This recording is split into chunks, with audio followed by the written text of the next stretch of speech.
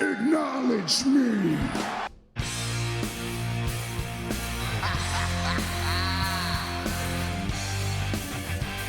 You just made the list. I am the B-E-S-T. I'm better than you, and you know it. Damn.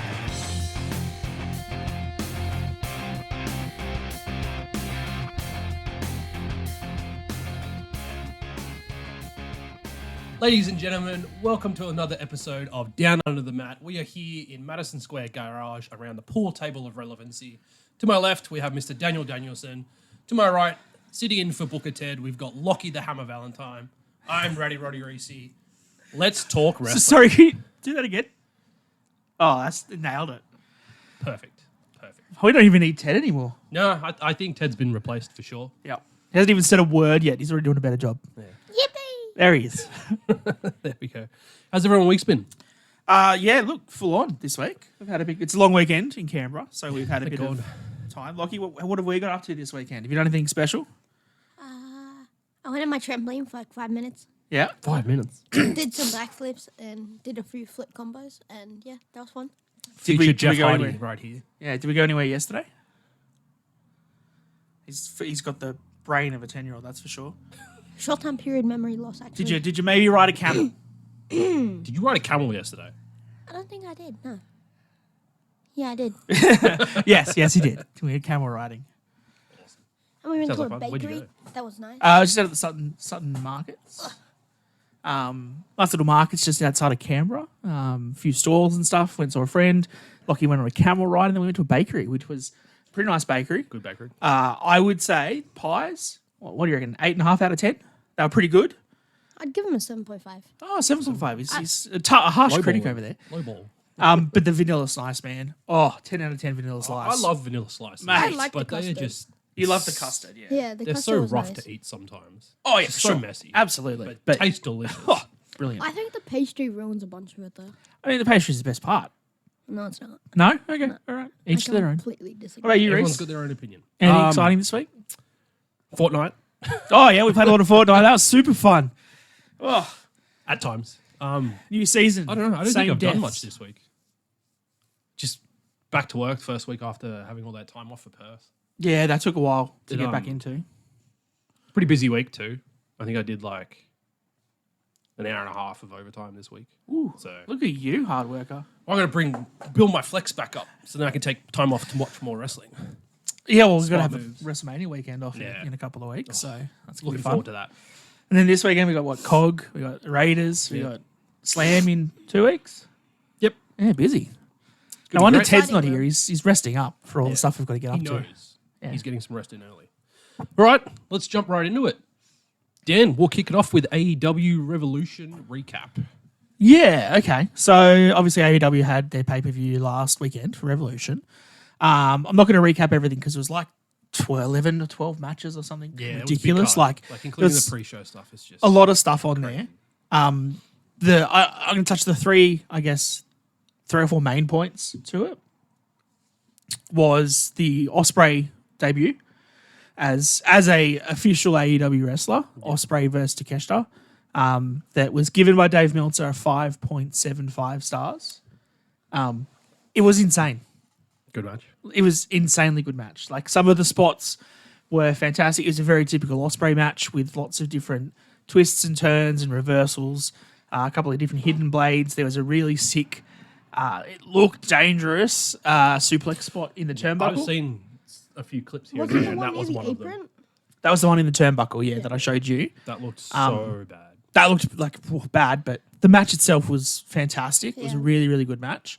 And I think it's a step forward for Ospreay to start becoming a face because I mean he's part of the Don Callis family already. Yeah. So I think Definitely see that'll. that coming. I think the fan base is too strongly behind him, and they like love his in-ring work and Oh, absolutely. everything. So it's just a matter of time.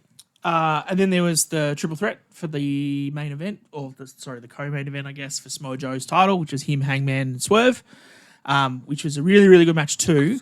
The main, that's the one, Lockie, Swerve like a drive. Like a drive. What? Swerve when like, I drive.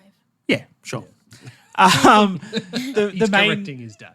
It's great. The main storyline of it going into it was mainly between Hangman and Swerve, and how much they hated each other. And I think that the finish to the match, which was Samoa Joe choking out Hangman, I did see that image of Hangman getting choked out and then Swerve in the back afterwards, Yeah, just 'cause- like staring at him like, what because have you done? Hangman tapped, so Swerve couldn't win. Because Swerve, I think, had hit the house call on Joe and stuff. Like, he looked like he was the freshest to win the match. And then, yeah, that finish happened to let Joe retain. I think they'll keep tying up. We'll talk about AEW a bit later with some of the other storylines, because Wardlow won the 8-man, whatever match it was, for the next title shot. Formerly known as Meat Madness. Yeah, there was supposed to be Meat Madness. There wasn't Meat Madness. So I think that's more another reason that maybe they'll do another triple threat where Wardlow can take the pin and then Swerve can have versed Samoa Joe twice the title, not being pinned but also not won. Yeah. So like they'll that'll be the story I think they'll tell for that, which is good. The third match he gets the title. Correct. Yeah, which will probably be the bigger match at Dynasty or something like that. They do, or Double or Nothing. Maybe even All In, depending on when it is, because I completely forgot when All In or All Out is. All In's like July, I think July or August. So it's a little while away, but yeah, it could be a good match. I think Swerve either has the title or goes for the title around All In. I think you're right, Locke. And the last match to talk about is obviously Sting's retirement. Big props to Sting. Sting and Darby versus the Young Bucks, or Matthew and Nicholas Jackson, as they would like to be called. EVPs. It's really hard to put into words this match. It was probably one of Sting's best matches ever. The Young Bucks, as much as some people don't like them in terms of in-ring capability, can get a 5-star match out of a broom if they try hard enough. And this match was sick. And Darby Allin is insane. Now, Lockie, remember I showed you this clip of Darby Allin? He went on the ladder and then front flipped off onto grass panels. Yep. Correct. So from a ladder in the ring, That's just flipping out into like a panel of glass on some chairs, just straight through it. Insane. His back was full of cuts. Not pretty. Yeah, it was an insane spot. I have no words, man. It's The funniest part, I think, was that when he went to the press match, the post PLE press conference, he pretty much just said, I'm just here to tell everyone that I'm alive. They're like, I'm still alive, I didn't die. I'm okay. But then he's also he said, we'll talk about on Dynamite, I guess, he cuts the promo where because he's climbing Mount Everest in a couple of weeks. And there's a strong possibility that maybe he doesn't come back from Mount Everest because, it's pretty people crazy. die doing that. It's a pretty crazy thought. Like, he's just climbing Mount Everest for the hell of it. Yeah. Because he's a daredevil, and then might not come back. Yeah. I I mean, I don't even know what to say about it. That's just good luck crazy to to him. think about. As much as I like to think he takes things a little too far with the stunts that he does in the ring. yeah. Not having him around in AEW after he's been such a cornerstone for so long, it's just going to be weird. Yeah, agree. Touching on another one of the cornerstones of AEW, I guess, Sammy Guevara. Yes. Big news. Suspended. How long was he suspended for? They haven't said. Yeah. They haven't said why. Oh, they said why, but they haven't said how long. So why he was suspended was there was a house match, was a Rampage match a couple of weeks ago. Oh, I didn't read into it too much. Okay, so there's a match a couple of weeks ago. I think it may have been a Rampage taping. It was him versus Jeff Hardy. And we've talked about before how when he did the moonsault onto Jeff, the shooting star press onto Jeff, his knees hit Jeff's face. And Jeff got concussed, heavily concussed. The refs were carrying him out. Yeah. My memory is now jogged. The reason Sammy got suspended, and I think why this is a contentious thing to talk about, is that he got suspended for not managing the medical protocols. So once Jeff was concussed, and we've seen this in WWE a few times where a mistake has happened, someone's landed on their head, they've been concussed, the ref throws the X up, match is done. They call it. Yeah. Sammy didn't call it. He continued with the match, then hit his finisher, the GTH, and then pinned Jeff 1, 2, 3, right? Yeah, okay. And the reason he's been suspended is that he didn't follow the medical protocols to stop the match when he was clearly concussed and blah, blah, blah. I'm on the fence for that. Yes, I think that Sammy should know better. Yeah. Jeff may have said, keep going, finish, because that's probably what Jeff and Matt were used to doing 20 years ago. They've never been those sort of guys that have shirked at a dangerous spot or anything like that. But also, not with I that think history. the responsibility should be on the referee and the medical person at the ringside to call Yeah. the match off. And if Yeah, they didn't exactly. do it and you're blaming Sammy for it, that's bad. If they did do it and Sammy ignored it, 100% you suspend him. Oh yeah, definitely. But like, there's got to be that place where medical or the referee intervenes and gets in the way and stops that match. Like we've seen it a few times where a ref or a medical personnel will come and actually like slide over Yep. the injured person and say like, look, nah, this can't continue. Yep. And I think From the fans clips I've seen, nothing like that happened. So agree, yeah. And I think fans are more than happy for that to happen now. yeah, Like I think, 10, 15, whatever years ago, we just wanted the action. we wanted it to finish. but Like, now we just want people to be healthy. essentially. correct, yeah. Long-term health for everybody because, if you do have an injury when you're concussed, you don't have the same inhibition. So you might do something silly and hurt yourself even more. So that's Yeah. why they're there to stop it. Exactly. So, yeah, interesting. Next point of news to discuss. I think last week, maybe on the podcast, we brought up the Hall of Fame and how no one had been entered into the Hall of Fame. And is it Yes. even going to happen this Yes. year? Now we've had 3 people. 3 people. First off, we had Paul Heyman get announced, which is absolutely fantastic news. Like, I think we're all under the agreement that this is more than deserving. Perhaps maybe a little overdue, but he's been such a prominent place on TV lately. Yeah. And they generally don't do Hall of Fame inductions when people are on TV all the time. When They'll do Heyman them said when that. they've kind of ramped down a bit, and then Heyman even said that he's rejected the offer for the Hall of Fame before. oh, has he? Yeah, because he's not finished. yeah. He said he's still got more in his career I to wonder give. if that means the Bloodline story's wrapping up at Mania.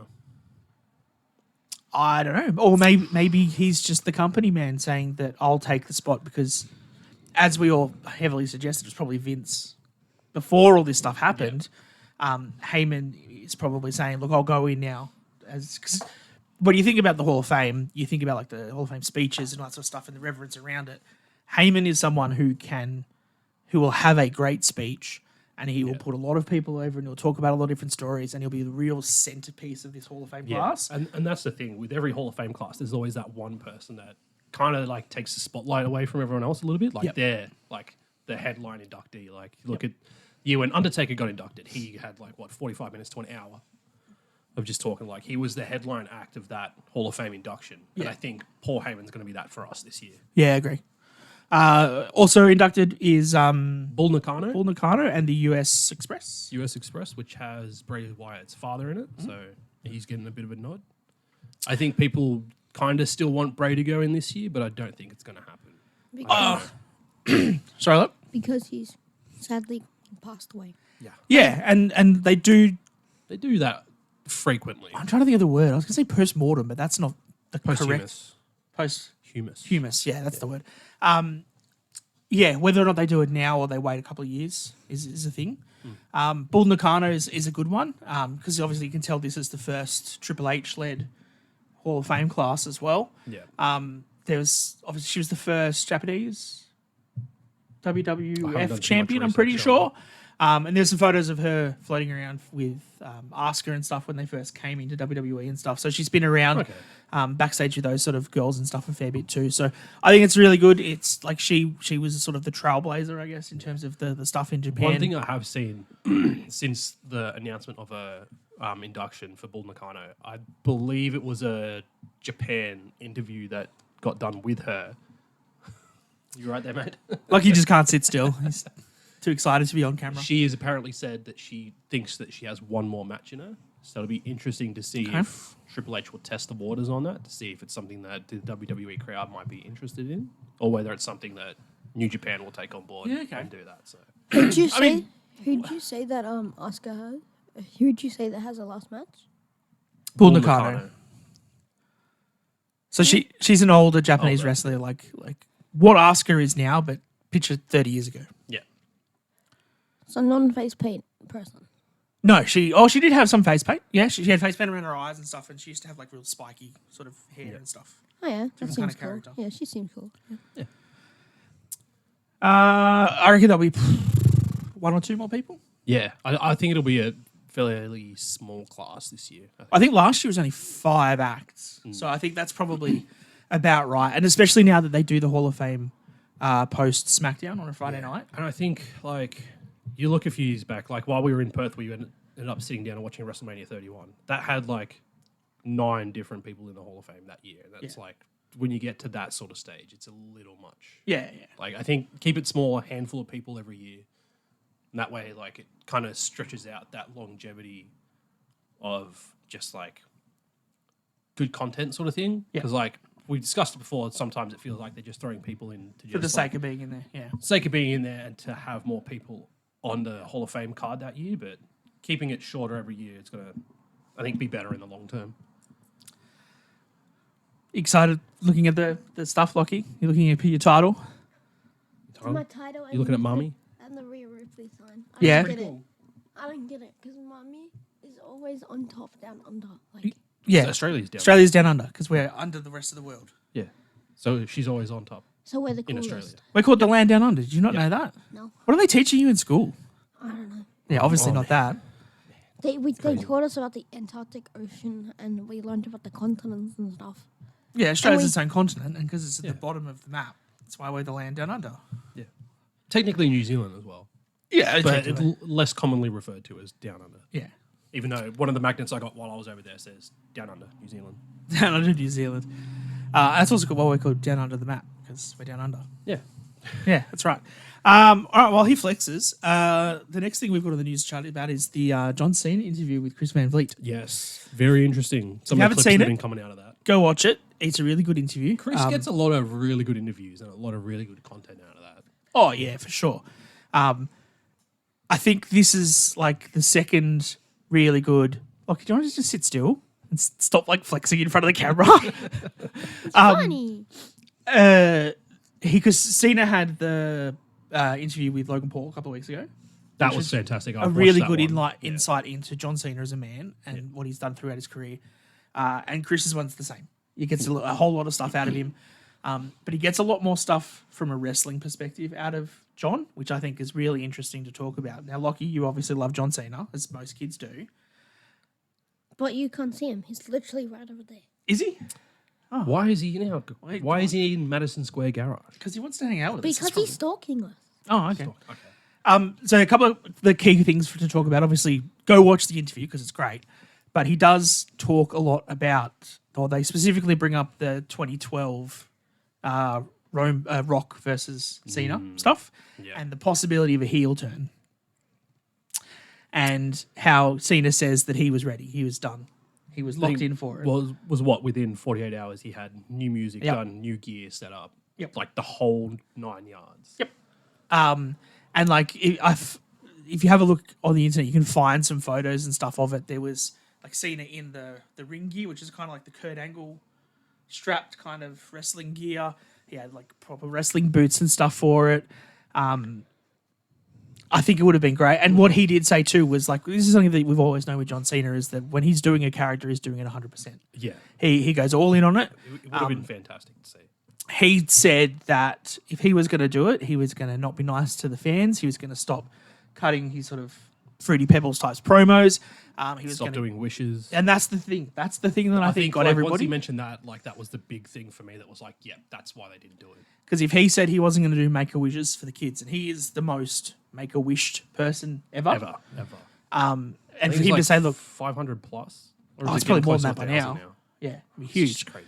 For him just to stop doing that would have been a blight on WWE and unfortunately on John Cena, because like you think about it, all of those kids want to see John Cena as the hero. Yes, he's playing a heel for this 6, 12, 2-year long maybe period of his career kind of thing.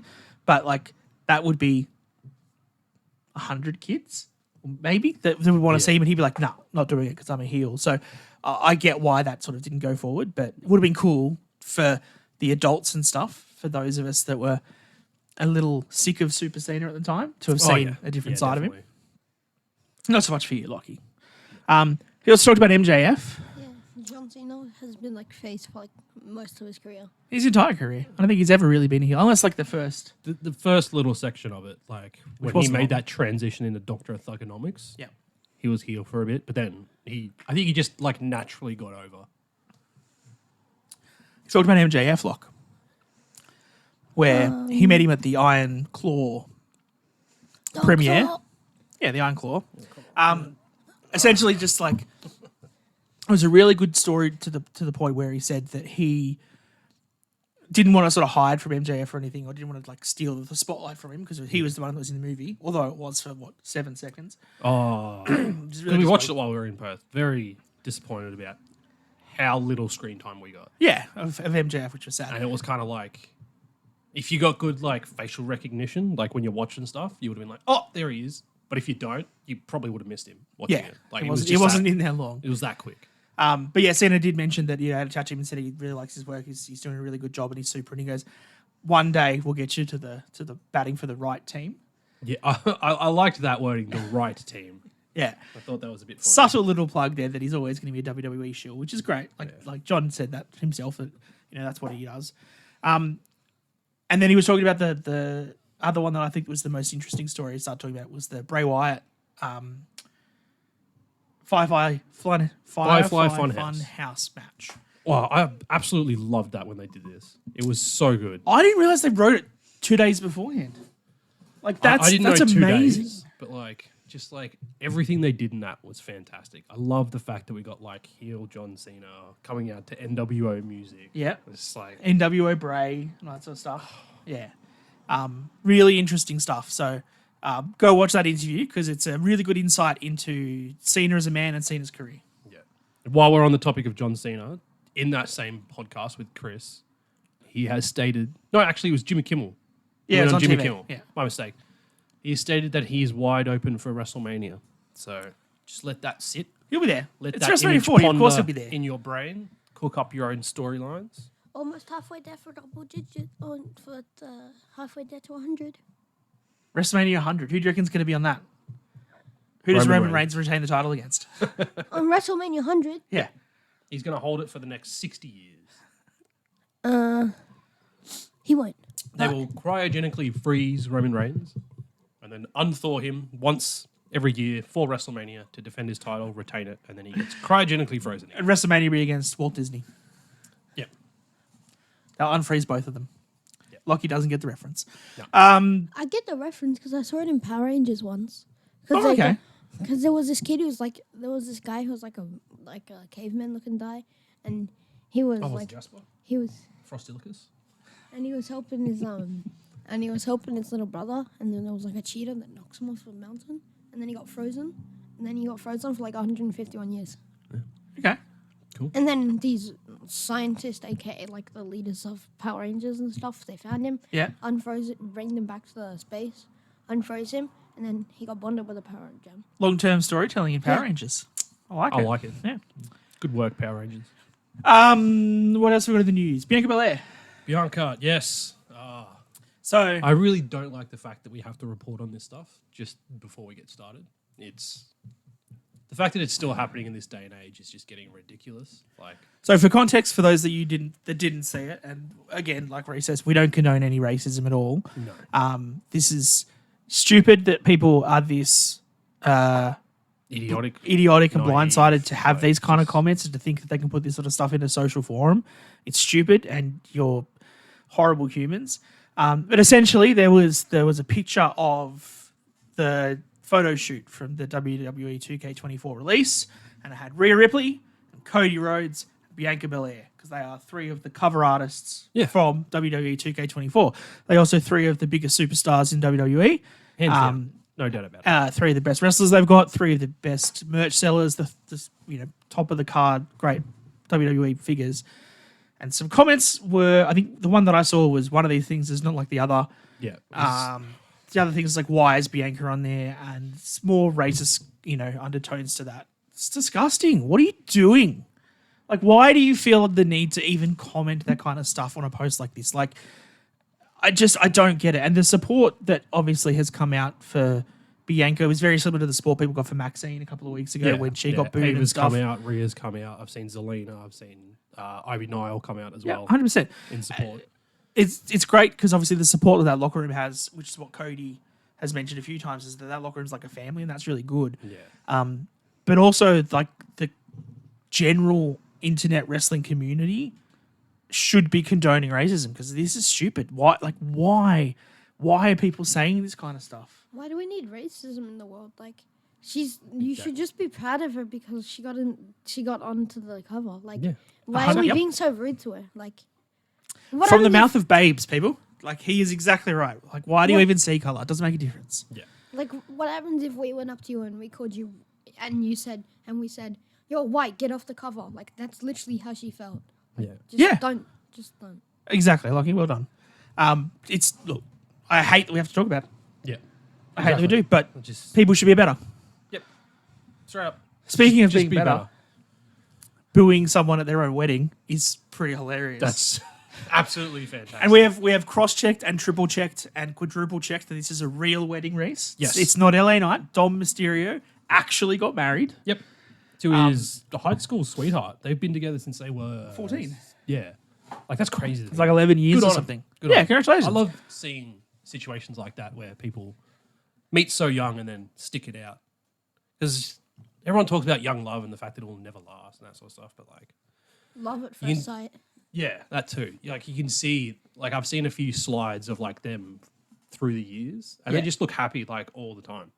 So, congrats to them. I think it looked like a great wedding. I think it'd be quite funny to see how many people come out genuinely thinking, wait, he's not with Rhea Ripley? No, he's not. Never has been. Surprisingly. Yeah. Well, I mean, Rhea was with Buddy Matthews or Murphy, or whatever you want to call him these days, at UFC 299. Yeah. So, which was actually happening at the same time as Buddy was meant to be on Collision. So he put someone through a flaming table on Collision and then they cut to him in the UFC. He's like, how does that even happen? Worst flaming table I've seen in my life. It's a pretty bad spot. But yeah, like Dom's wedding was cool. Damian Priest was obviously one of his best men. So was Austin Theory, which I didn't know that him and Dom were that close, but that's interesting. Yeah, I thought that was pretty interesting as well. Austin Theory was his best man. Yeah, Well, Austin not Theory's his cool, best man, man. but- Austin Theory's cool. Stop giving him so much flack. They did a good little dance together with all the groomsmen. What? I did see a very interesting post because obviously Rhea Ripley was there. And she put a picture of her up with Damien, and Rhea was in a nice, long, flowing red silk dress.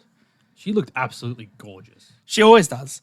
But did you know that if you are a woman and you wear red to a wedding, it generally means that you've been with the groom? That's the connotation for wearing red at a wedding. Okay. Do you reckon she knew that and just did it to 100%. play into it? Absolutely. She's all about it. I'm sure of it. She's been with the groom. Yeah, Dom. Yeah, because the whole storyline with her and Dom and she's mummy and all that sort of stuff. The other fun part was that when Dom was doing his like speech as the groom to thank everyone for coming, they were just booing him. Yeah. Which I think would be I love so it. like. I Could love you it. imagine like his great aunt, Vicky, sitting there being like, "Why is Dominic getting booed? I don't understand it." Oh, Vicky wouldn't be like that. I don't mean actually Vicky Guerrero. I just couldn't think of another old lady name at the time. So his auntie Sharon was like, Yeah, "What's there we go. going That's on? better. Why is everyone booing poor little Dominic?" I think I just love that I would people have carry hoped that that Ray over. did that. You what? I would have hoped that Ray also helped booing. I'm sure he would enjoy it. I think there was a pretty like if you watch the speech when he thanks his dad, there's a pretty big boo for it, which I think is hilarious because his deadbeat dad did nothing for him. Yeah. Deadbeat dad. Continuing the theme of weddings, our Australian hero, Tennille Dashwood, also got married. Yeah, Emma Lena, for all of 10 seconds. Second best Emma to ever come out of Australia. Who's the first? The Yellow Wiggle. Oh, come on, Moving please. on. Really? Moving on. You guys suck. I can't remember his name. What's his real life name? Now husband. Oh, not. I was going to say Moxley, but that's not. Cha-cha slide. Oh, what is it? I should have done research. You should know. Because there was the photo of Slex. This is where I saw it. It was the photo with Slex with the two of them. I keep at the thinking wedding. Happy Corbin because he was with Happy Corbin for a bit. No, it's Madcap Moss. That's the one. Riddick Moss? Riddick Moss, yeah. I'm sure. I swear I've heard Madcap Moss before though. Yeah, he was. That was his wrestling name. Yeah. Yeah. Newlyweds. Congratulations. Is he on Slam? No, he was on WWE, and now he's been released, and he's probably going to do like World Series of Wrestling, and I think he is doing World Series of Wrestling, isn't he? What was Slex doing? No, there? not this year. Slex. Yet, anyway. So the Slex was over there. So Slex is obviously the Hawaii. local wrestler. He Went was to in Hawaii Hawaii. because Emma, or Tennille Dashwood, used to wrestle in Australia. She's Australian. Ooh. And then she went to WWE for a while where she met Madcap Moss. Now they got married. And Slex and his partner obviously knew her from when she was here. Yep. Nice. Yeah, pretty cool, hey? Interesting. I guess we could leave the sponsorship thing. We'll leave that to SmackDown to talk about quickly. Yeah. The last thing we want to talk on the news before we get into the show breakdowns is the Red Diamond Award for WWE. Yes, I was about to mention that. Because you sent us the video for this. Triple H's unboxing video. Oh, you love a good unboxing video, don't you? Spectacular. That award is absolutely gorgeous. It is pretty nice. So, for those of you who don't know, WWE has surpassed 100 million subscribers on YouTube. Only the 10th YouTube channel to do that in history. And as thanks, YouTube have sent them the Red Diamond Award. So, it's kind of similar to your typical YouTube awards, the big YouTube logo with the button in the middle. This one is black. It's got a lot of jagged edges on it. And then the play button in the middle is like a red diamond. Shock sort of horror, thing. it's a red diamond. Yeah. Hence the name Red Diamond Award. Yeah. So yeah, it's pretty cool for them to. Isn't it like the diamond play button, but just like with the red diamond? It's a black? play, yes, Yes. it's like the play button. Yeah. Correct. Okay. Yeah, big news. 100 million subs. That's a lot. That's a lot of people. On their I- way to make 250.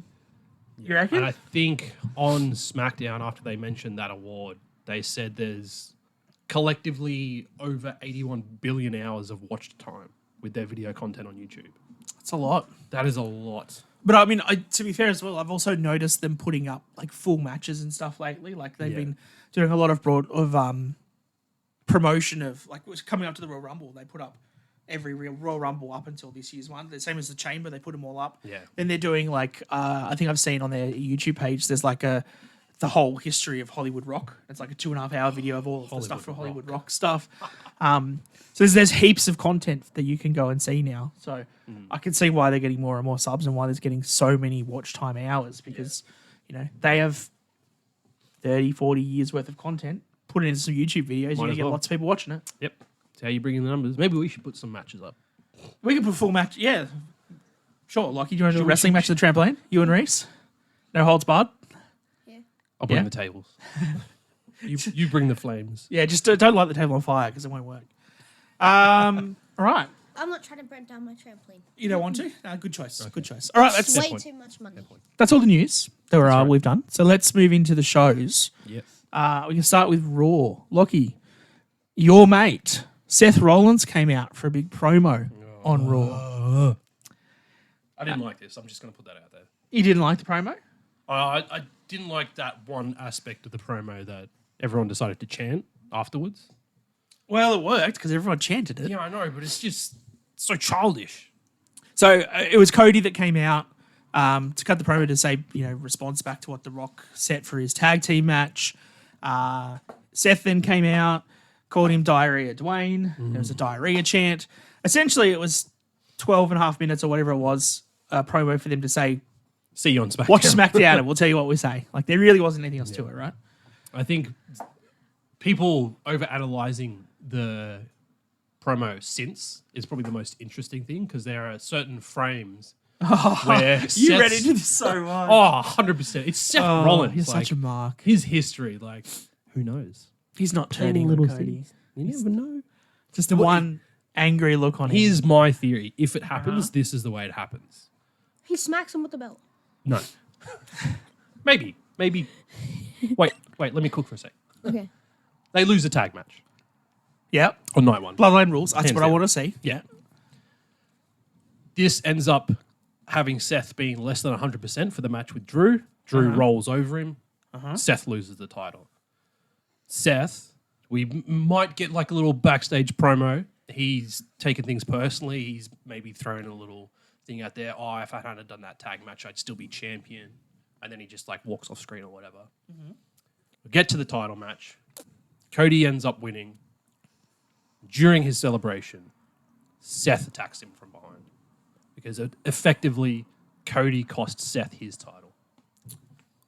I'm going to add to your story. I don't think it'll happen, but I like the premise. Seth comes out, curb stomps Cody, destroys him in the ring, says it's all your fault. And that's when Damian Priest's music hits at the end of WrestleMania. Priest comes I'd love out, that. I'd cashes love that. in, takes the title. I'd love that. On Cody. On Cody, yeah. So Cody and Seth both lose I their think titles. everyone's probably in agreement. There's But I mean, Cody very still high did chance. finish his story. Yeah, but he does. Yeah, technically. Yeah. Yeah. He does wins the finish match, he story. finishes his story, and then he gets cashed in on. Yeah. So then he's got to go on another journey to regain that title Correct, and hold it for 'cause- longer. Babyface has got to chase. I know there's still a lot of doubt in people's mind that Cody might win this year because, like, we've got Roman's pretty close to getting that third overall reign, Yeah. and he's also creeping up on his 1,000th match win. But that's where the tag team one comes into Is play. his 1,000th win? So his tag team one is the 1,000th one. Yeah, okay. And then, like, you've got that accolade. It's on WrestleMania 40. And then he can lose on night 2 and not have too many issues. Yeah, that makes sense. Yeah, that works. I like it. I think Damien actually might cash in after the tag match. On night 1, you reckon? Yeah. To which title? To the depends who really loses. So I would the only think. problem with that theory, Lock, Yeah. is that if he does, then that means night 2, with it being Cody versus Roman and Seth versus Drew, then One of those changes. matches changes. Because Damien would be the champion. So then it would have to be Drew versus Damien. Or Oh, Damien turn it into a versus triple threat. Ooh. You got to have a triple Yo, threat you- every 10 years. You could. Yeah, okay. It happened at WrestleMania 30. It happened at WrestleMania 20. Do What it. about Kane? No, I don't think that. Well, what if they do the triple threat in the women's? When Liv Morgan gets away in there with Becky and I do Rhea. think they're kind of leaning. They're into definitely that leaning at on the that. moment. Like after seeing what happened with Liv on Raw, her interfering in the Becky Nia match, and then that confrontation with Becky and the match scheduled for Raw, which is tomorrow for us. this week, yeah. I feel like they're going to try and like squeeze her in there to try and make some of the fans happy. Yeah. I've seen a lot of like polarizing views on Liv Morgan at the moment. I'm on the other side where I don't think the time is right for her to be put into that title picture. Because like the way that they've been building between this confrontation and collision between Rhea and Becky, like that's your money match. Yeah, this absolutely. year. And just throwing Liv into that just because people want her to be in there because they think her story's better. I don't really I agree think it with that. diminishes Liv if that's the case. Yeah. And I think that what you really should do is then have Liv take the next 6-month story. Yeah, exactly. Like have her Becky be the can go and do whatever she post-WrestleMania. wants. And I also kind of think that we've said it on here a few times. I That don't see Becky winning. I don't see Becky winning at all. But Seth probably needs to go off and have some surgery. Yeah. Right? Like he will probably lose his title to Drew. Ted reckons it'll be a squash. I think it'll be a Shaw match. I think he'll lose. I think he needs to go and get some surgery on his knee and his back and just rest up. Yeah. If you're taking Seth off TV for 4, 5, 6 months, why is his wife going to be traveling when he's not? Like, Yeah. it's just going to put extra rest. Just give him some Give them family both the time, time at off. home. Yeah. You have Becky get beaten by Rhea, then post-match she can get squashed by Nia or something heavily, and you write Becky off for a couple of months. Her and Seth both go away for 3 months. She does a book tour. Come back at SummerSlam. She can go do a book tour, sign little things. You know, she can still do promotion and stuff, but like they rest, they get her off TV for a while, and then when her and Seth come back at SummerSlam and have a mixed tag match against People will. Damien and Rhea, everyone's going to lose their minds. Yeah, exactly. Lock it in. That's booking. How good are we, Locke? Book it in. Gunther versus Dom. What do you think? I think it was funny Why was it funny? Which part? because Gunther just stared at Dom and Dom was literally shitting himself. Yep. Yeah, pretty much. He was. Some of those chops, man. That first one from Dom Oh, so actually good. shocked me. Oh, Because I was like, I watch it while I'm working so I can attempt to multitask. Sometimes I focus on work too much and miss key shit. I heard the chop. I was like, oh, Gunther. Looked at the TV. it was Dom. It was Dom, and I was like, holy crap. Like, that is ridiculous. I think that was the worst one of the match. Like, It was really good.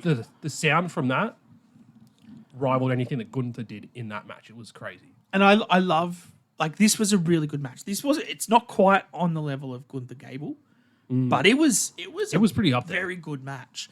And I love the way that Part of me they. was hoping Dom would win. I know, so was I. It was just sad, but What's wrong with us? We're getting behind Dominic. the way that Gunther is so good at selling a match where he should not win. I mean, should not lose, and we all know he shouldn't lose. Like, he should be Dom, like that. Easy. But the way that he can sell it, the way that he let Dom hit some offense, the way that Dom was teasing the hit the 619, they were doing the all the big spots to get Dom back into the match. There's a little bit of interference from McDonagh for a little bit, and there was no Imperium there, Yeah. which sort of stacked it, I guess, against Gunther. but like just some of the chops and some of the finish, obviously with Gunther, were just smashing him with the powerbomb, then tapping him It out. was just like drop kick, bang, powerbomb, That- bang, rolled him straight into the Boston Crab, tap. Like Because he wouldn't tap to the Boston Crab earlier in the match. That's when love McDonough seeing used to do it. sequences like that, where it's especially like it's a really prevalent in Gunther matches because they've made a point that he can finish people with anything. Yep. So it'll be like he'll hit a power bomb and then do a splash, done. He'll do a drop kick and then a power bomb and then the Boston Crab, and done. Like he's so versatile with the way that he's able to finish his opponents. And that No basement wonder drop he's kick. held the title this long. No wonder we don't want him to lose that anytime soon. Like I think he's gonna drop it at WrestleMania though. Yeah. you Well, reckon? the Who do you next reckon is winning that Six-man six-pack gauntlet challenge? match is to determine who faces Gunther. So, Lockie, it's Sami Zayn, Yeah. Shinsuke Nakamura, Chad Gable, JD McDonough, Ricochet, and one more person who I have forgotten it is. Bronson Reed. It's Bronson Reed. Big Bronson Reed. Who wins that? I think it's gonna be between Sami Zayn and Dominic. No, not Dominic. But what's his name? I forgot. Chad Gable. Yeah, Chad. Yeah. I think those are your two logical options. Oh, Like correct. the way that they've been building up the Sammy storyline at the moment, he was on a bit of a losing streak. He had his first win. He had another one on Raw as well, so he's got 2 back-to-back wins, doesn't he? Yeah, because he beat Ivar. Yeah. So like he's starting to build that momentum. That can potentially be towards winning this gauntlet match and then dethroning Gunther. And then you've still got that amazing storyline that can get wrapped up with Chad Gable and Gunther as well. So Yeah, I think those are definitely like the two most logical options to make a big marquee WrestleMania match. I think it's Gable. I think the way they're selling it, I think it's going to be Gable. But also depends on whether or not they want to give the fans and the wrestling community what they want. Because we want Gable. Yeah.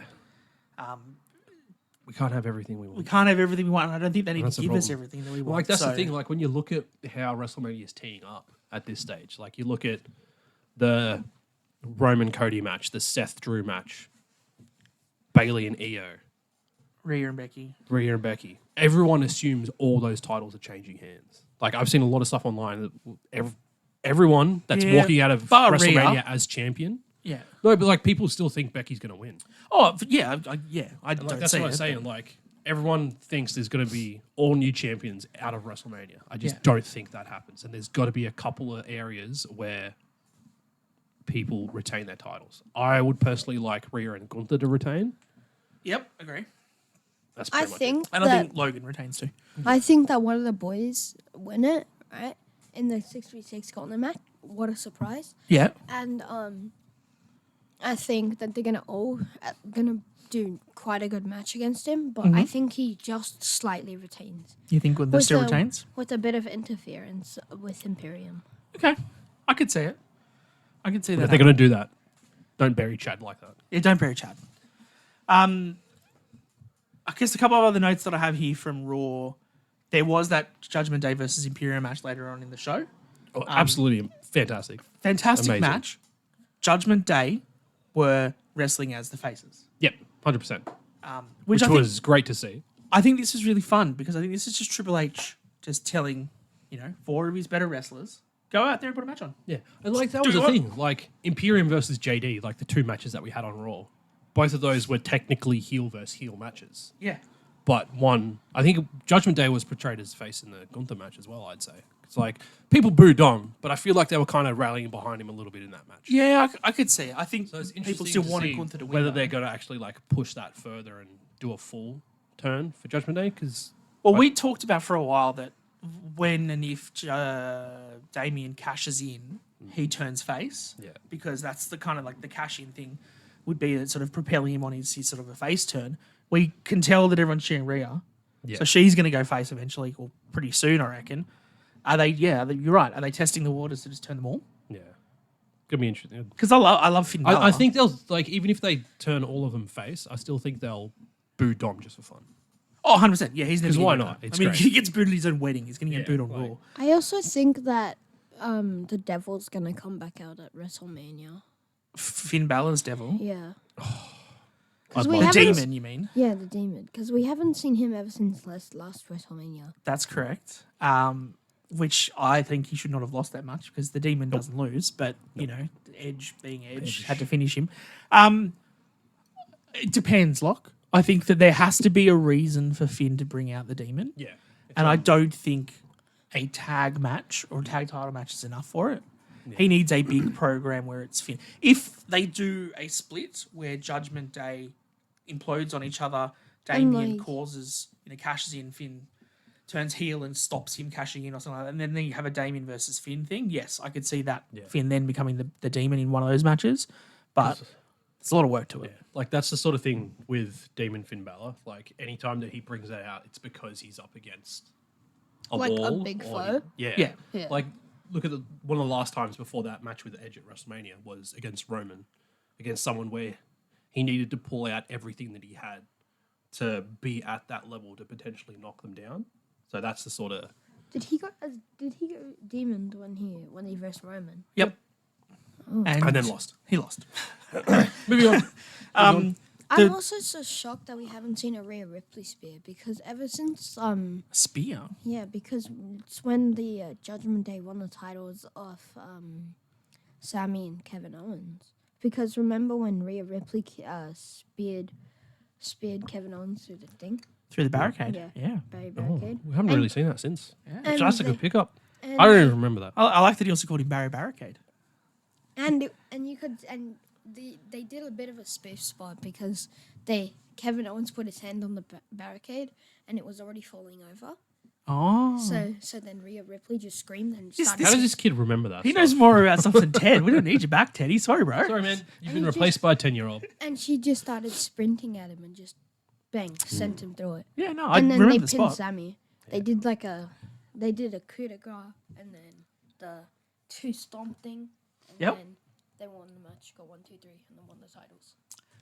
It was also when Kevin Owens did the Swanton bomb out, like all the way out in the crowd. Yep. That was good. He's got memories of that match. Yeah. Okay. The women. Let's talk about the women for a minute. We've talked about how Liv came back and did the stuff with Rhea and the teasing on stuff with Becky. But the Kinda weird... surprising that she turned heel. Liv. Yeah. Yeah, they Especially need at a heel. Chamber. Because she even turned on Raquel Rodriguez. As soon as she came out, she just gave her one of the things. And obviously, Raquel being her tag partner, she knew how to counter it, obviously. Yep. And I would have thought that they would have teamed together and, won the match and then just, fought it out at the end. But surprisingly not. Book a Ted kid over here. Jeez. You're not wrong. I think she's smart enough to know that the amount that Australia and the crowd was cheering for Tiffy time, if she was booked, so she was obviously told you're pinning Tiff. As soon as she knew that was happening and she knew how much the crowd was behind Tiff, she then played the heel. Yeah. Because she knew she wasn't going to get cheered for doing that. Whereas, if you think about it 3-6 months ago, before everyone cared about Tiffy, if Liv pins Tiffy in that chamber, everyone cheers Liv for getting an elimination. So she keeps going as the face. But they worked out pretty quickly that she was going to get booed for it. So smart. The question about the women on Raw, though, that I want to talk about is the backstage segment with Natty and everyone, where they all kind of awkwardly cut promos on each other. They looked like there was a Candice LeRae heel turn. Yeah, I liked the little hint about that because I feel like some of Candice's best work in NXT was when she was heel with The Way. Yeah. So I'd like to see how that progresses and goes from there. I feel a bit weird and conflicted about the fact they're openly bashing Maxine on TV as well now, especially after what's been going on with the live scene circuit and whatnot. So, well, there was. I also watched her interview. She had an interview with CVV, another one, like John Cena's did. Hers was clearly filmed before that happened. Yeah. Because she was talking, she has a really interesting story. She was a cheerleader for the LA Rams, so she was there for the Super Bowl that they lost. So she nearly had a Super Bowl ring. Did cheerleaders get them too? Supposedly, yeah, the whole some form of Super Bowl memorabilia for winning sort of thing. Okay. They all I got was going stuff. to say, give me those massive diamond rings to cheerleaders. Jeez, I would have never thought that she was a cheerleader for the Rams. she was a gymnast and a cheerleader and stuff. So I mean, You she know who looks else was a like gymnast? yeah. Tiffy time. Really? Tiffy time. Yeah. She was a US. They both seem like they would be though, especially the shape of their body, because they both look like the same. very tall and athletic. Yeah. Yep. Yep. True. But yeah, like, so her interview was really interesting. She had some fun stories around, how she went for a tryout for Total Divas and things like that. I think one of the things was she did some research with a girl who tried out for Total Divas beforehand and sort of coached her on things to do. But she went out there with like a backpack for the first day for the filming of it. And they said, cool, thanks very much. I will see you tomorrow. And she was like, what do you mean tomorrow? Like, I'm not prepared for a tomorrow, because she thought she was going in, doing the audition and leaving. Yeah. So she had to like find like one of the other girls who she'd met, 6 hours beforehand. She crashed on that person's couch, got a change of clothes from one of the other girls that sort of fit her and stuff. Like it's a very interesting story to see where she's gone and realistically how much she actually really enjoys WWE and how much she just wants to learn and be better. And look, we've all said she's not great in the ring yet. And she has a long way to go to do that. I think her match against Valhalla was really, really nice. I think that she got some nice ring work in that match. I think that WWE did really well giving her the time in the ring. And she mentioned that, getting the chance to wrestle someone like Rhea was really eye-opening to her. And she said she put over Rhea huge, essentially saying that Rhea is so calm and collected and just knows exactly what she's doing. Yeah. So she felt really protected in the ring because everything that happened, Rhea was in control of. Yeah. Whereas when she went into like the Royal Rumble and stuff, it was a bit of chaos. There was a bit of everybody everywhere, didn't really know what was happening. So from a rookie side of things in terms of W, it's interesting to hear her interview and how it is. And I agree with you. I don't think they should really be doing that storyline on TV, but Yeah. it's cheap heat. It is. It's got to work, especially now that everyone's caught on to the going on of that live incident. Yeah, what's happened. We'll talk about Lockie's friend Valhalla he just brought up. We'll just move on to this super quickly before we get to the other shows. I didn't really care about the Sammy and Ivar match. I didn't even remember what happened. I think he Haluva kicked him, whatever, it doesn't matter. Yeah. Michael Cole got to wear the antlers. Yeah. That was so funny. Yes, I'm going to clip that. I'm going to put that on TikTok. Yeah. Dan said he didn't care about Sami Zayn's match. Because he was winning. It was going to be Ivar. It was... He I win. Haluma kicked him. I win. He did Haluva kick him. Oh, he missed the kicked him Doom twice. Salt. And it was the match that we all expected it to be. We all But- knew that he but was it's going the to win ever antlers. since he hit The the antlers, man. 2 Haluma kicks. Yeah, And we were that like, was the yeah, highlight no, of Raw. He's not kicking it. The fact that Cole was like commentating with his headset like this so that he could keep the antlers on his head. Oh, it was great. Oh, so good. All the photos and the selfies that came out of it. Amazing. Loved it. Popped hard for it. It's great. I'm just glad that Michael Hall isn't like hated anymore. I think that he's nice. Oh, man. I think that he's You are Those too were young. some rough times. You don't even remember that he had a WrestleMania match. And he had a WrestleMania match against Jerry the King Lawler, and he came out in like an orange onesie and headgear. And it was atrocious because they got like 25 minutes on a WrestleMania where, was it like Bray Wyatt or someone got like 4 minutes? No. Like he was It was pre-Bray. WrestleMania 27. I can't remember. There was like a match that everyone wanted to see that we got like 4 or 5 minutes of, but we got 20 minutes of Michael Cole match. Michael Cole. That's So he was definitely hated. Wasn't Stone Cold the guest ref for that match? Yes. Yeah. For which ref? For which match? Michael Cole versus Jerry the King Why is Lawler. someone in Perth calling me? They were two. Someone in Perth Yeah. is calling you. Main event. Bloodline interrupted it. What even was the main event? Drew versus someone, wasn't it? Yep. Drew versus someone. Jey Uso. Drew versus Jey Uso. Yeet, yeet, yeet, yeet, yeet. That was a really good match. It was. Yeah, we had Solo come out, who swiftly got taken out by Cody Rhodes. He came running down the entrance ramp. In Rowdy Roddy Reese's words, no yeet. No yeet. Speaking of no yeet, Jimmy Uso makes an appearance. Distracts Jay Just long enough. For a long Claymore. enough for McIntyre to hit the Claymore. 1, 2, 3. Exactly. So definitely building towards that WrestleMania match, which is great. And I like that they're still building to the Drew side of things where he'll just take advantage of what happens now. And then Especially he'll now claim that it's all him. It's been, what, 2 times now that he's taken advantage of bloodline interference to win a match? Yes. But he'll say it's all him. Yeah. After that, though, we had Jimmy grab the chair. But that goes then- back to your point too, that you were saying that Seth blames the bloodline for beating him on night 1 for Drew beating him. So then Drew will win the title off Seth because of the bloodline. But then he won't say it was the bloodline's fault. He'll say it was all him. Oh, good storytelling. Mate, You guys, I have good you ideas guys need sometimes. a script. You guys need to do. We the need to be wrestling. writers? Yeah, you guys got to write it. Even Yeah. if we like, This don't get shouldn't be your credit job for it, anymore. Just Just email retire it. from your jobs. You know, just ask if you can write some WWE stuff. You know. Yeah. Well, when we get 100 million views on our YouTube channel through this podcast, like, 100 share, million? and subscribe. Say that Mate, again even, in 3 even, years. even just 1,000. Okay, we'll take 1,000. We'll take start 1,000. at Say that 1,000 again in like a month. a month. Yeah. You guys Okay. are getting like 400 views, and you guys got like. Didn't you guys get like 6K views on TikTok? Something like that was for an informational video, but yeah. Oh, hey, we're not getting too big about ourselves. I'm not gonna like How take big? credit for How that. big was your unboxing, Reece? How much did you get for It's that? almost 2,000. Oh, so many With this views. little gremlin sitting next to me as well. So Yeah, I unboxed this thing. yeah, The untake, and you can also take the bottom Yeah. off.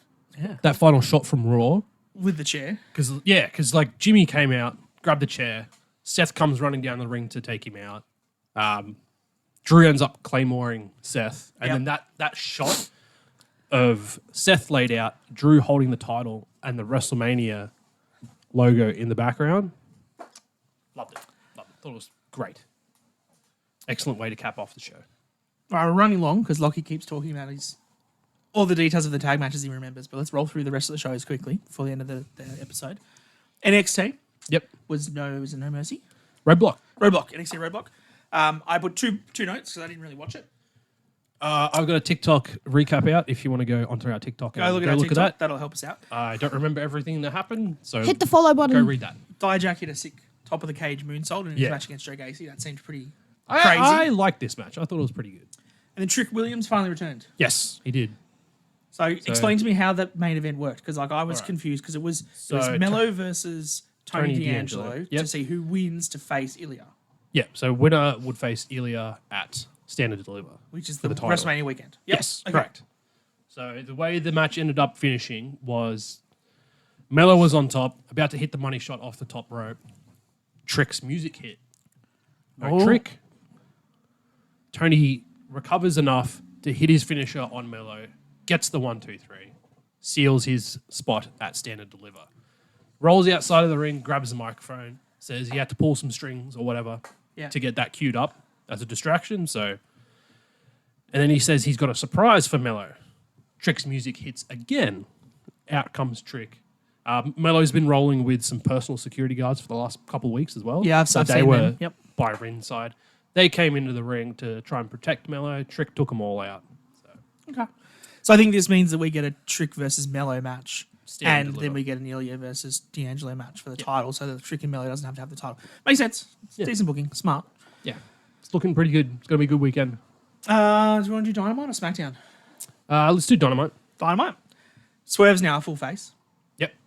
Can you do That was the a good Swerve, promo. Swerve Over Drive, Lockie? Can we do it? Yeah, I swerve when I drive. Yeah, I swerve when I drive. Yep. And what What about about the 9 bit? No, doesn't want to do it. No. Yeah, it was a good promo. I'm glad to see that like they've just fully turned him now. They've accepted it. Yeah. Him saying that he's done some bad things, then he laughed and he goes, some really bad things. Yeah, you have. You broke into a man's house and threatened his child. Yeah. Yet 4 months later, you're a face. Pro wrestling, everybody. That's what we're here for. Why was Gene Snitsky never a face? Was it because he was just He ugly? didn't look like a face. He was- Because he didn't have a good face. I do also think this is funny when you see, because obviously Swerve came out, and then was it Joe that came out as well? Really can't sit still, can you? Yeah, he's very fidgety. ADHD. Yeah, I've Yeah. got ADHD too. Yeah, but you care about the podcast, and I do too. But like, I'm rarely on it. You want to be our guest, Lockie, so Yeah. sit still and I'm a listen. guest. Never again. I thought it was just funny how that when Joe and Swerve came out, Lockie, let us talk. You don't watch AEW. This is what happens. Joe and Swerve were both in ring gear. The Yeah, only I reason I you ever thought come something out was to gonna cut a happen. promo in ring gear is because you're going to have a match. Yeah. So then that was the Undisputed Kingdom and they got fed to Oh. Joe and then they did. Just the fact that they just like... haven't been watching that much AEW over the last few weeks, but I've been trying to keep up with it through like TikTok, Instagram, and all that sort of stuff. I feel like they're just like not really been in that main title picture for much of the last few weeks, and then all of a sudden, here they are. I just Well, thought it because was they were kind of waiting to get ridiculous. titles. Yeah. And now Roddy's got the international title. Wardlow's got a shot at Samoa Joe next week. They've got the ROH tag titles. That I'm going to be watching Big Business for sure. Oh, Big Business is going to be huge. Would you say it's going to do big? I'm pretty sure it will. I think it will do big business. They had the FTW Championship match, Hook versus Brian Cage. This was fine. Why are we getting? Why is there thumbtacks on a Wednesday? I get the FTW Championship is like their hardcore belt, so like there's no rules and that sort of stuff. But like, there was tables, there was chairs. Put it on big business. It was crazy that there were so many spots, and then like for him to like do the suplex onto the tacks, but then Hook to win with the red rum, choking him out, In the falling tacks. onto the tacks. Yeah. Like, this is just a Dynamite on Wednesday, guys, for like less than 800,000 viewers. What are you doing? Have you seen the videos coming out of their crowd as well? So like you picture the ring, the arena like this, right? Yeah. Literally this half of the arena was dead empty. Yeah. So from the middle around on the hard cam side was awful. Well, what I did see online too, that this was the lowest rating from 18 to 29 demographic that they've had. And it was, like I said, 770,000, which is lower than the last like month's worth of Dynamite. Yeah. I don't understand why, because like Ospreay and Kyle Fletcher. Oh, that match was ridiculous, dude. Dave Meltzer 5-star match on Dynamite. Also, just casually whipping out 5 stars on after Wednesday. Obviously the Sting retirement, how big AEW Revolution was. Like we talked on it at the start of the podcast quickly. It was a very good pay-per-view. If you like in-ring wrestling, which it was. Yeah, just I don't understand how their viewership keeps going down and down and down when they're putting on banging matches. The Young Bucks had the funniest part to me for this was when they said backstage that they had an announcement, and they absolutely memed Tony Khan. The way they just stared at the camera and didn't move away, and they wouldn't blink, and they kept saying they've got an announcement, and they're going to do the announcement later in the ring, where they're going to have another announcement. It's so good, like very funny. I do love it. I thought that was pretty hilarious. Their announcement, obviously, was that they have their hands are tied as EVPs. They didn't want to do it, but they have to do it. So they're suspending Hangman Adam Page from the Elite. Yep. We've got to specify from the Elite. It's from the Elite. Not from AEW. And their Kenny Omega is fired. Kenny Omega is fired from the Elite. And they said they got a second announcement. That's when Eddie Kingston comes out. Yay. Starts brawling with them. The poor man's Dusty Rhodes. I like Eddie. Don't be that guy. But as he's brawling with the Young Bucks, the coin drops. Cling. It's the Rainmaker. Has that always been his thing? Yes. The coin drop has always been his thing. Shows how much New I know Japan. about Okada. Yeah. The Rainmaker has always been the coin drop. Kazuchika Okada debuts. Yeah. Now, we didn't really talk about the start of Dynamite. They've redone the set. They've done all of the graphics and stuff. The two tunnels it actually looks really good. 2 tunnels. 2 tunnels Great. are back. Love it. And if you pay attention to the way Dynamite books, there is the left tunnel, which is the face tunnel, and there's the right tunnel, which is the heel tunnel. So if you pay attention, when someone comes out of the right tunnel, it's generally the heel or the bad guy, and the left it's the good guy. Okada came out of the heel tunnel in a suit. Yeah. Not normally the way that Okada is portrayed. Yeah. But everyone's like, oh, it's Okada. He's coming out. He's not going to put up with this from the Young Bucks. Like, he's debuting. He's going to protect Eddie Kingston being the New Japan Strong champion or the Triple Crown champion. Nope, turns straight on Eddie Kingston, joins the Elite. Yeah. Love it. Right. I'm like, super good storyline. I think this is the new Elite that they're going to have with them replacing Kenny. And it means, obviously, when Kenny hopefully gets well enough and comes back and returns in however long, you're going to get Okada versus Omega 5. I think it'll be. I haven't seen any of them. Disappoint me, Reece. That match at All In would be insane. If Kenny can be back by middle of the year, and you can have Okada versus Omega at All In, and you can have Ospreay against someone for the title, sign me up. Yeah. Amazing. Amazing.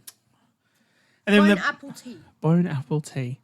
The main event, like you said, was Ospreay versus Fletcher. This bloody match, man. This was insane. This is why I tuned in to Dynamite this week. Because Dan was talking it up a lot. And I'd seen some of the clips coming out of it. I was like, oh, I got to watch this match. Did not disappoint. We both freaked out. We were like, oh second. my goodness. Yep. The match was brilliant. Loved the finish. The finish was superb. There were so many great spots in it. It was given 5 stars by Meltzer. So if you include the 5.75 star match against Takeshita on Sunday, and then on Wednesday he gets the match against Fletcher, that's 2 5-star matches in half a week for Ospreay. Puts him up to 39 5-star plus matches. He's insane. Ridiculous. He is the best wrestler in the world. And Ospreay. Ospreay. I would have anyone argue that point. I'd have I 100% agree with you. Yeah, I'd back I think that. Osprey's like really flexible Mm-hmm. and I reckon Maxine might give him a go for his money. For flexibility. Or for wrestling caliber, you mean? Yeah. Do you know what? I reckon Ospreay could get a 5-star match out of Maxine Dupree at some point. Yeah. I reckon he could. I think Kenny if Omega had a match Maxine- with a doll in Yeah. New Japan. Like, it'll happen. I think if Maxine gets a bit more like ring work and like hits the gym and like he gets a bit more like jacked and like becomes like a mini Rhea Ripley, I think that she'll get a 5-star match with Ospreay. Yeah, okay. I mean, it'll never be booked, but maybe. Yeah. The important thing to this, obviously, was the end of Dynamite when Bryan Danielson walked out and went face-to-face with Will Ospreay. Which has been And then on Collision, Cemented. Danielson had a match, and Danielson won. And then Ospreay came out and went face-to-face with Danielson. And they said, if you think you're the best wrestler in the world, let's prove it. AEW Dynasty. So at Dynasty, it is Let's lock it in. Ospreay versus Danielson. That's 5.5 stars already. Yeah. Like, we've named it. It's already a 5.5 star match. I don't care what, like, it's going to be.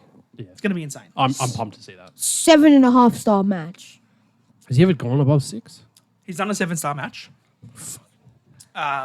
If you're doing that consistently, you need to just change. I think your there's only rating, like Dave. one or two. There's a few of them.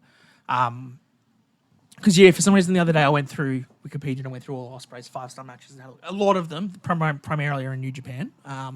That seems to be his style. But yeah, Ospreay Danielson at Dynasty, 5-star plus. SmackDown. SmackDown. Oh, what a way to open the show! Monumental news. You said groundbreaking start to the show. I did. Groundbreaking. History making, which is technically true. It is, yeah. Lockie, where's your prime bottle? We need to put your prime bottle right in the middle. Yeah, right in the center stage. There we Or go. center ring. Center ring. Hey yo! Logan Big Paul. business moves coming out of WWE. I've seen a lot of backslash. That's not what I meant. Bad backlash. I've seen a lot of backlash around this. Oh, Why WWE is putting advertising on the ring. In case you haven't noticed, wrestling fans, have you ever watched the AEW event? Because they have stuff on their ring. It's the corners, but it's Woo Energy's on there at the moment. Yeah. If you ever watch UFC, got shit everywhere. Octagon, it's covered, and that's also under TKO. New Japan has it everywhere. Yeah. It's in camera shot the entire time of the thing. Why would they not sell advertising for it? It sucks. It will subconsciously make people want to get Prime. Yeah. I still think of Monster Energy purely because of the UFC Octagon. all the Drink time. Prime. Thanks. Drink Shield. Prime. I think I can jump on board with the backlash a little bit. I don't think having the graphic of the full bottle there and all its colors is great. I'd rather just have like a black Prime logo. Yeah. Like no outline of a bottle, just Prime. That's it.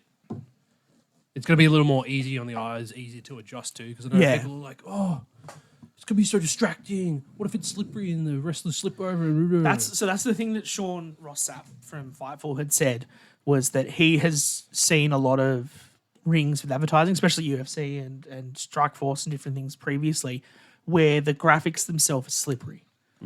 And in the UFC, it's not as much of a problem because UFC wrestlers or fighters and stuff don't wear boots. They're all got their feet.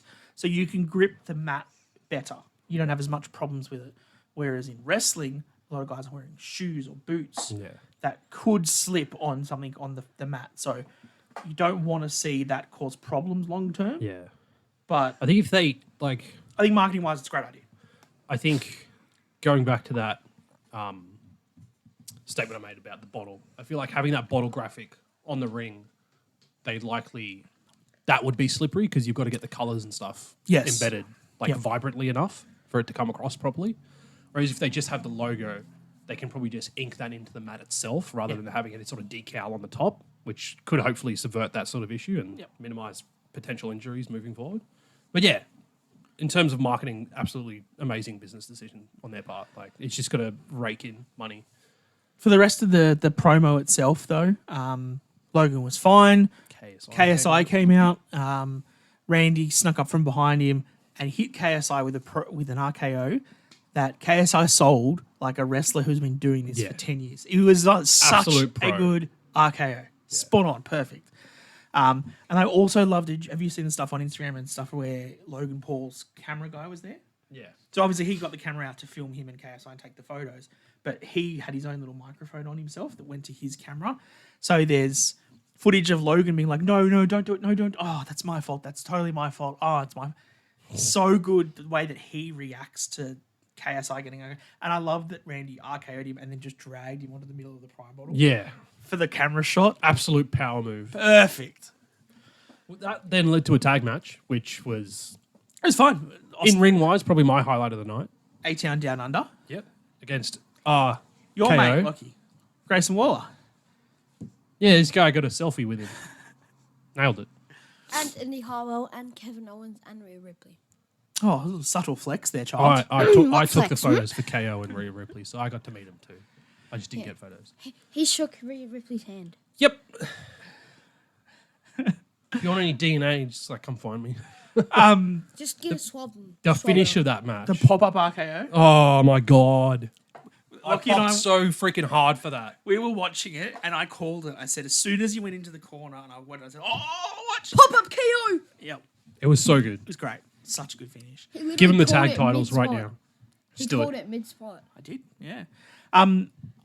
The comment that a lot of people have made around this SmackDown episode, which is why we could probably rush over a lot of it, is there was 28 minutes of wrestling in a 2-hour SmackDown, Which is pretty crazy to which think is about. very low, but there was a lot of promos. Obviously, the Logan Yeah. one, then the end of the stuff with The Rock. There was the Karrion Kross and Bobby Lashley match that no one cares about. Then it ended in a brawl that's going to go to a 6-way, which we all knew was going to happen. Oh, just put it on WrestleMania SmackDown, not WrestleMania. Yeah, put on the I don't want pre-show. it on No one the cares. main WrestleMania card. Tiffy beat Yep. The Rocket Me Chin. continues to rise. again, less than 3 minutes of women's wrestling on the show, but there was 4 segments. So there was the sit-down Bailey interview, there was the damage control stuff, there was this match, and then there was something else that I've totally forgotten about. There was another women's spot. Something happened with things. Let's just go to the main event because that's all everyone really cares about. It was Cody and Seth showing up to talk to The Rock and Roman Reigns. The security lost Seth and Cody backstage because we all know wrestling security sucks and they're terrible at their jobs. Yeah. Roman comes out. Must have gone through that secret portal in their dressing room. 7-minute entrance or whatever that Roman always has. Like, this is why there was no wrestling. Oh, on the show. The Rock's entrance though. Holy crap, dude. This entrance. I'm sitting there and I was like, why are the lights going out? And then like the lightning strikes started hitting. And I was like, oh my God. And then like the fact that they just like held that camera shot He's never going to be with the lightning strikes and then the spotlights and then just like the big lightning. Oh, Kevin Dunn could never. Could you imagine if we did this a year ago with Kevin Dunn in charge, right? There'd be lightning strikes hitting and you wouldn't be And you'd be- watching you'd be The Rock. gone. No, but you'd be watching some kid in the crowd be like, oh, and some other dude with his phone up ready to film it. yeah. Like, I don't want that on my TV. I want to watch what happens with The Rock. Everyone talks about Roman's piano entrance from WrestleMania 39. Which was sick. Being final boss vibes. Yeah. This Yes. is true final boss vibe entrance from The Rock. Could you imagine if Just the way that he just like appeared, like with the lightning strikes, is Philly's going to be dark enough, cinematic. right? Philly will be dark by the time they do the main event of night one. Yeah. You're going to get lightning and stuff. Do you reckon they can do some fake lightning or drone lightning? But they or used to something? do it with Undertaker all the time.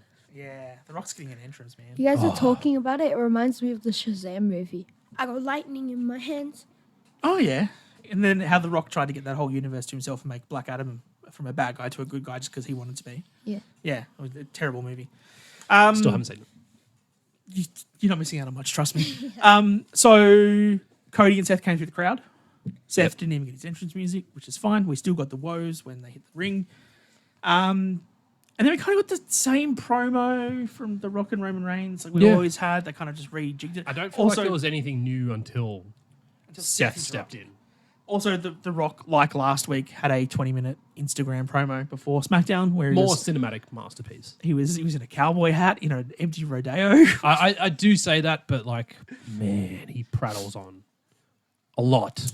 Yep. He'll say, to get to a point, he'll say something 3 times and then get to the point. And then he'll do that 5 times with 3 different points of view throughout his promos He doesn't say a that lot, he does. but he says it a lot. Yeah, exactly. We said that we didn't like Seth's promo on the Monday. I think he definitely stepped up his promo game for this one. Way better. Oh, I got chills. He did get a diarrhea chant happening. Diarrhea, diarrhea. See? People like him were the ones that why that chant got over. Yeah, children.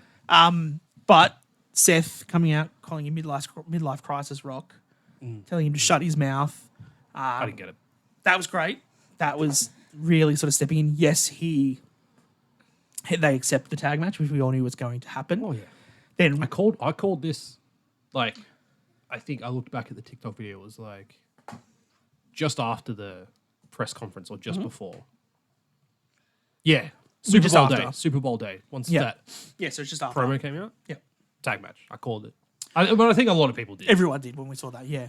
I guess the controversial part of all this promo is when Roman gets on the mic again after Seth sort of Yeah, called him out. I and actually then did see some stuff about that this morning. essentially says to Cody, are you going to let him speak for you? This cross-dresser over here. A lot of backlash about that. Not a great line. No. And I don't think that The Rock or Roman needs to stoop to this level. I don't recall laughing at that either. I didn't. I just thought it was a bad line. Like Yeah. he's made jokes the whole time about, when Seth comes out in his wife's shoes or wearing his wife's jackets and stuff like. But like using that terminology, I think it's a bit disrespectful these days. I don't mind when he's saying that you're wearing your wife's shoes, because we all know that his wife is Becky. Yeah. So he's making a wrestling reference at you're wearing Becky Lynch's shoes. Yeah. But going out and just generically calling him a cross-dresser, I don't think that's great timing. Timing for us, Australia, we had Mardi Gras, which is the celebration of LGBTQIA+ and all everything. Sorry, I can't remember it all.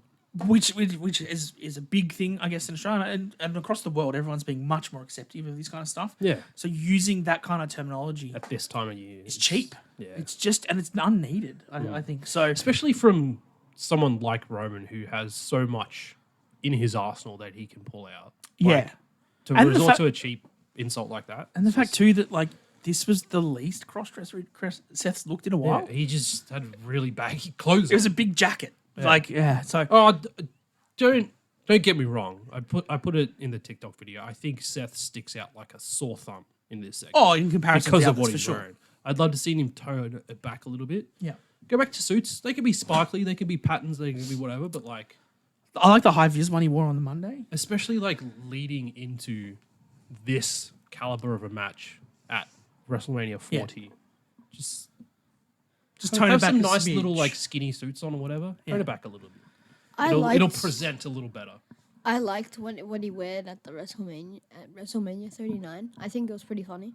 The Another red one big where he like- had to keep undressing himself as he kept walking Yeah. down the thing. Yeah. And then he had a crop top and he just all cracked up. It was really funny. Mate, he needs to be pretty deadly. Yeah, that would be pretty funny.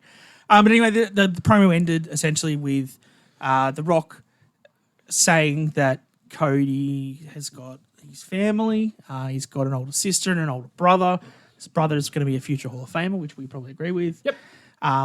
Saying with that aren't they like 20 years older than you? That's probably because Just Dustin. you It's were a not his mistake. sister. So I actually checked it. Dustin's 16 years older than him. Yeah. And I can't remember his sister's name, but she's 3 years older than he is. Yeah, so not a big difference for the sister. Also, Angie Huber, who's Brody Lee's wife, she was very quick to defend Cody on Twitter, saying that's a strong line to bring out when your kids are 20 years apart. Yeah. I get The Rock's, it's two different marriages and stuff, but like very thin line to be calling that out in a promo when, So Cody's response was to get his payback from that press conference. He got his slap. And he got a better slap than what The Rock gave him. He really did. Rock only got his fingers. Cody got the whole hand just like smack bang on his face. And that was cut off Yeah, so in America. They missed Yeah, it. so in America, I've seen some videos from TikTokers and stuff. It got cut off just as they Seth sort said of yes. like.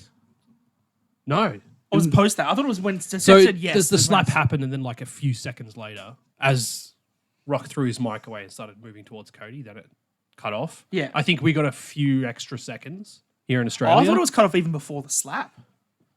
Not from what I've seen. Oh, but okay. All right. Because, I don't know, who knows? I think I was watching Santi. If you're an American, you're watching. I think I was watching Santi, and he was saying there was people in his chat saying they didn't even see the slap.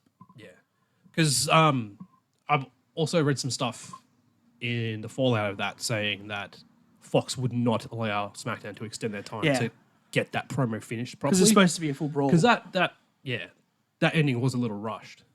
Like when you think about it and like what it could potentially have been. Yeah. So Look, it sets it all up. I think we've got Rock again on SmackDown next week. We're going to have more Cody stuff on Raw. Well, I think Cody and Seth are going to be at SmackDown again next week. They'll have to be. I think so.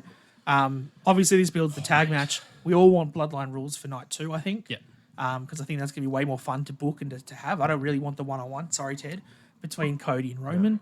I think, the way it's gearing up, I think to put a, rubber stamp on this feud and have Cody's story finished, you got to have all members of the Bloodline come out to try and help Roman retain. Yep. And Cody has to get through it all.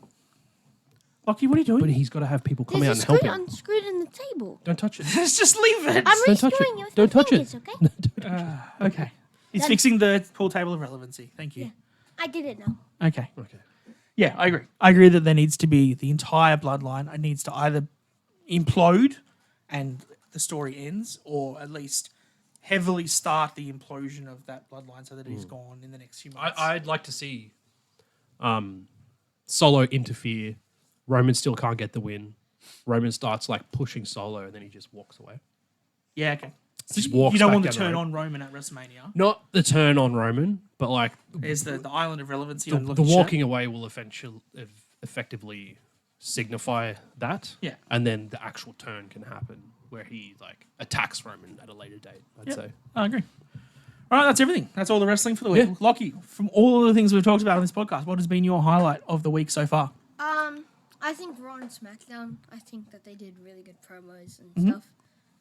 Which was your favourite promo? Probably the diarrhea. I knew he was going to say the diarrhea one. I knew it. I knew you were going to go with your boy Seth Rollins. Knew it. So Reece, stupid. what was your highlight? You're calling me stupid. That's not right. No, I said it's stupid. I didn't say Lachlan is stupid, did I? It's Lachlan the Hammer Valentine. Prime. The Prime. That whole segment and then the tag match, that opening 30 minutes of SmackDown, that's my highlight of the week. Okay. I'm going to say Will Ospreay. Actually, I that's can't pretty not good. say Will Ospreay. His That's matches a are very phenomenal. close second. Yeah.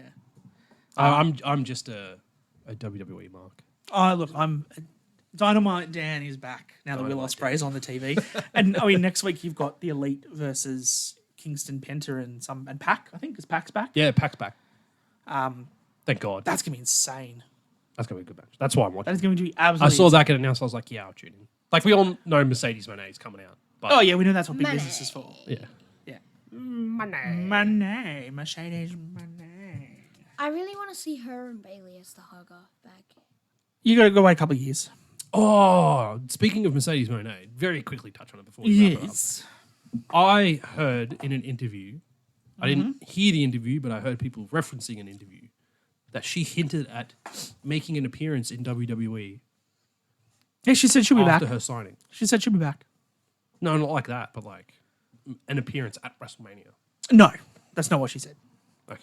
So she said that someone asked her More if she'd people come, spreading fake news. come back to WWE, and she said, I've got unfinished business. Yes, I can see myself being there, but I have a lot of unfinished business in wrestling everywhere. So I've got a lot of things to do. So I think, and unfinished business in AEW. well, and I think this is one of the things Sean Ross Sapp as well went and did some investigating and asking some questions behind the scenes, and people in AEW did not give a shit that she said it. Because a lot of the marks were like, oh, how can you say that? You've just signed with AEW. They're paying you all these millions of dollars. You're just going to be debuted. You're going to be there. And you're already talking about leaving. Oh, that's terrible. They don't care. It's business. I think people have to understand that, they are free agents. They sign to a different place depending on what contracts and money they get. Yeah. And then they move on somewhere else. If WWE couldn't afford her this time, that's fine. If in 3 years' time when her contract runs out, they're like, yep, we want you back. She goes. That's exactly how it works. Yep. Yeah, I agree that she has another match. If she has another WrestleMania match in her in a couple of years' time, it's her and Bailey for sure. Because especially now that she's left that match for title, we're so going to have to expect a return. Yeah. I'd Yeah. love to see a hugger return at WrestleMania this year. I want the With the flavor tube man. arm playing. I can't even say it. Neither can I. It's tongue twister. All right. We'll wrap it up there. Yep. Thanks everyone for tuning in. Thank you, Mr. Daniel Danielson. Thank you, Lachy the Hammer Valentine. You've been Fidgety is not best. patient and fidgety, so But bit of also entertainment very there. good. Yes, thank you. And thank you for tuning in. Wrap it up here. Scissor me. Everyone, Loggy. Hey!